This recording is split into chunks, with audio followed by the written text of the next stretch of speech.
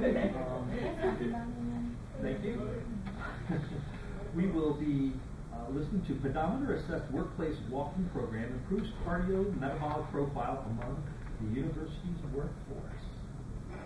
Good afternoon. My name is Heather Weiss. Most of you know me, but for those who don't, I am a Shippensburg University undergraduate student. Okay, so before I get started, I'd like to first say a thank you to all these programs and funding bodies who, without them, I wouldn't be able to complete this research. This money is really crucial in our testing process. So from there, introduction. Physical inactivity is very expensive. This graph is really interesting to me. A lot of times you think the direct costs are what affect the company's profit, just like paying for medical bills and pharmacy issues. But in reality, the idea of presenteeism is a huge issue. A lot of people have never heard that before, and before this, I didn't know what it was either. What it is when you have people come to work and they aren't healthy, there's lots of productivity that comes into play with that. And in reality, these indirect costs are what actually affect the company's success more than anything. And a lot of these ideas, like not coming to work and being healthy, can be associated with having basic health issues, and sedentary lifestyles are definitely something that adds to this. In addition, prolonged sitting is seen as a potential occupational hazard, and it has a lot of links to premature mortality, diabetes, and heart disease, which can all be associated with the previous topic I just said.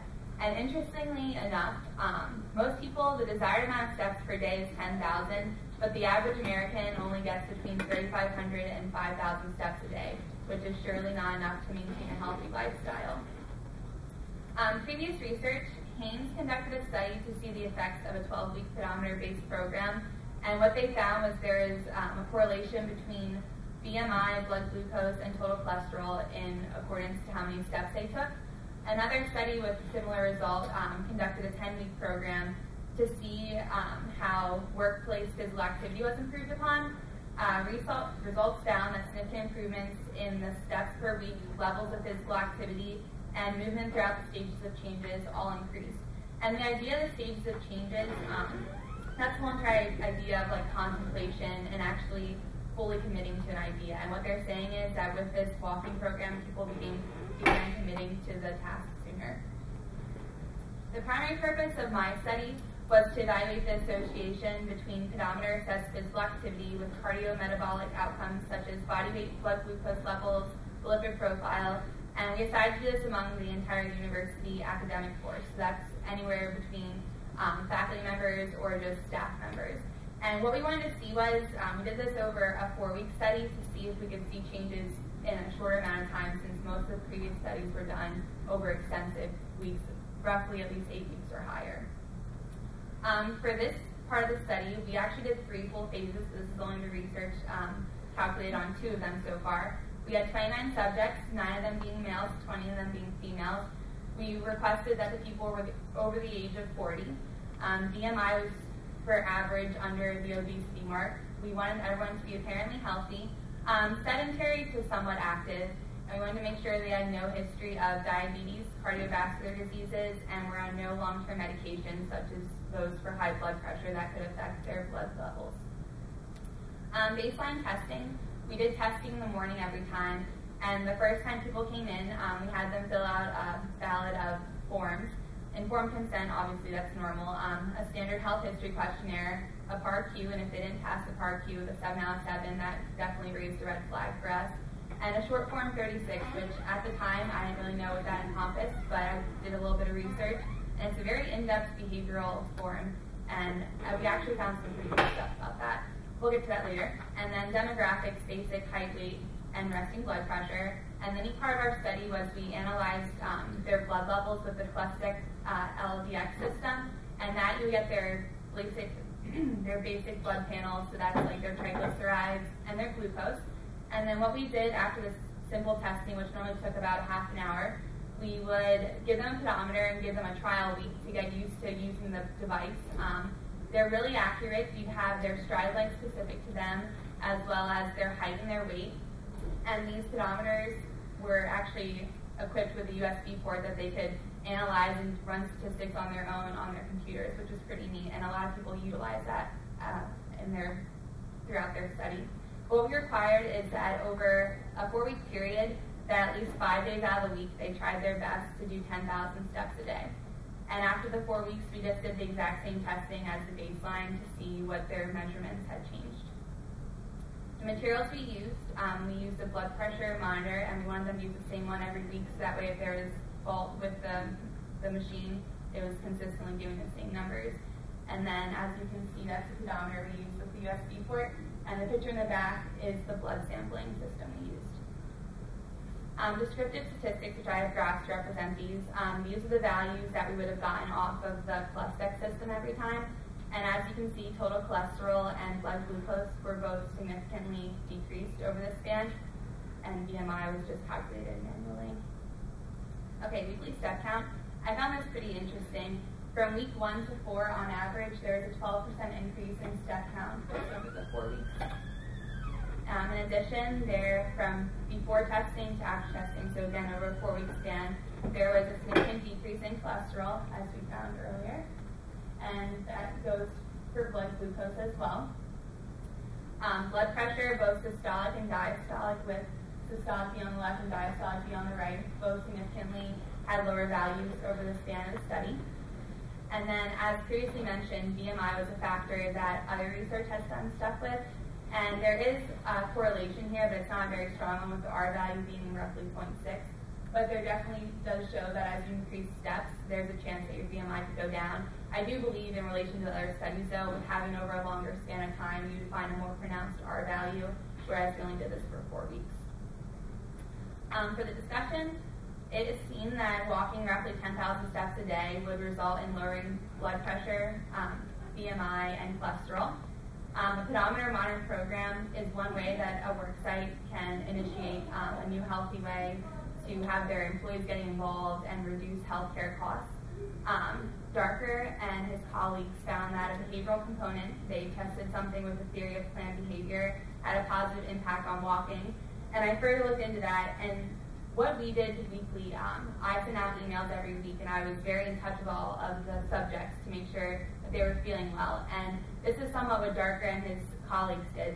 They kind of were always motivating the people and encouraging them to realize that this is something that they can benefit for themselves. If they take the time to walk the extra steps a day, they could really be helping their health. And I think that is something that was definitely positive. And then I have the impact of the short form 36. That's something that I definitely want to look into more, because I feel like the behavioral component associated with the walking could have some significant results. Limitations. It is a small sample size. As I said, we had a 3rd phase, and that was roughly 15 more subjects, but still it only rounds out to about 45. And I'd like to see how this would result in a larger group. It was a short intervention.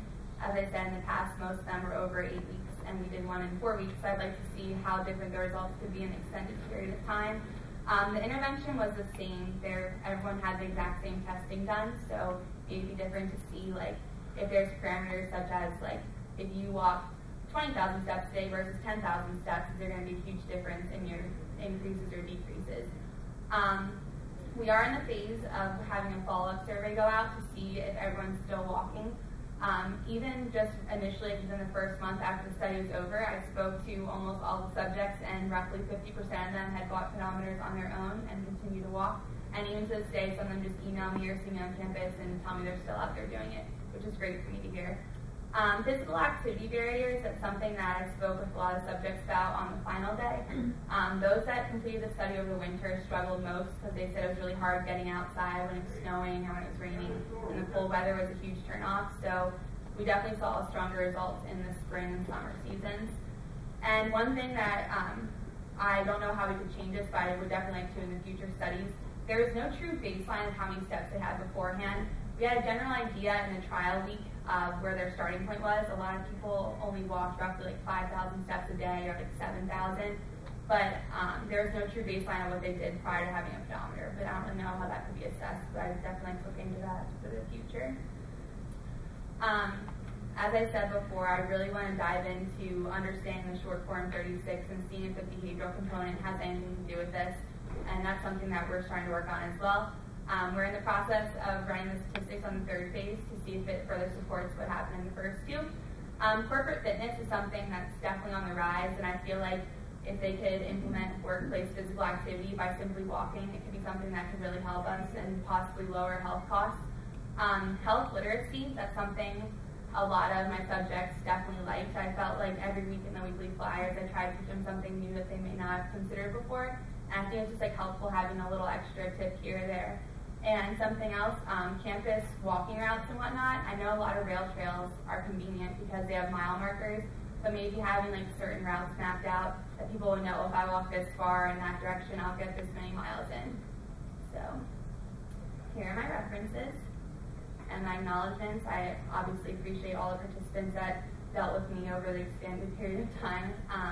My professor that assisted me was Dr. Vera Hadrapa, and as you can see, I'm very thankful to letting me come here. I had a great time. Thank you very much.